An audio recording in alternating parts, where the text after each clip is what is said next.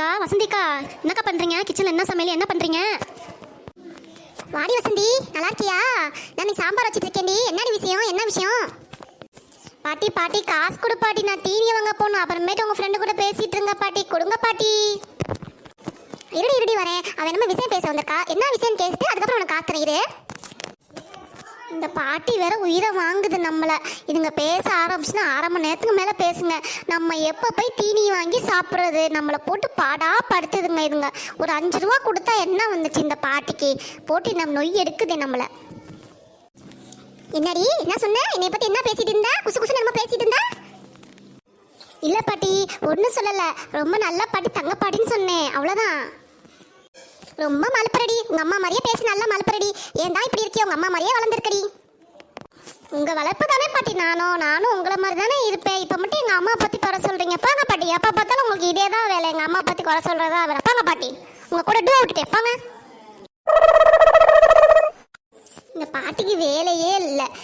ஒரு 5 ரூபா கேட்டதுக்கு 50 ரூபா போட்ட மாதிரி சீன் கொடுக்குது. இப்போ இனிமேல் நான் உன்கிட்ட கேட்கவே மாட்டேன். எங்க அம்மாட்டே போய் கேட்கிறேன். இப்போ இனிமேல் என்கிட்ட பேசாதப்போ.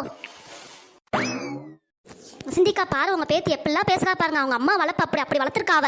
எவ்வளவு கண்டிக்கணும் வசந்திக்கா முத. என்ன பண்றது? என் ஆத்தாக்காரியே அப்படி வளர்த்து வச்சிருக்கா பிள்ளைய. நம்ம ஏதாவது ஒண்ணு கேட்க போனோம்னு வை, நான் ஒண்ணு பெத்து வச்சிருக்கேன் என் பிள்ளை. அது என்கிட்ட சண்டைக்கு வருதுடி.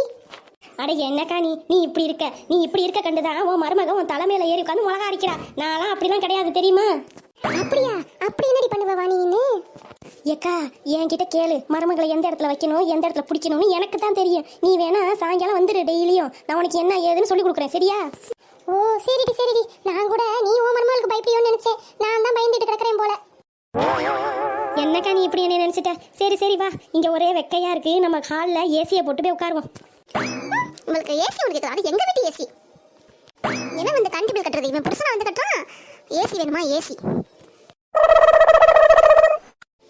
எப்படியாவது நைஸா பேசி ஏசி ரிப்பேர்னு சொல்லி அனுப்பிவிட்டணும். அப்பதான் இவன் ஒழுங்குபடுவா.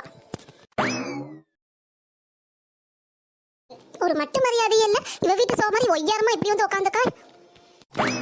ஏமா நீ ஒரு பெரிய மனுஷி வாரு, நீ பாட்டு உங்க வீட்டு சோபா மாதிரி ஒய்யாரமா உட்காந்துருக்கா? அப்படியாக்கா? நீ ஏன் உன் சோபால உட்காந்துக்க, நான் வாரேன்.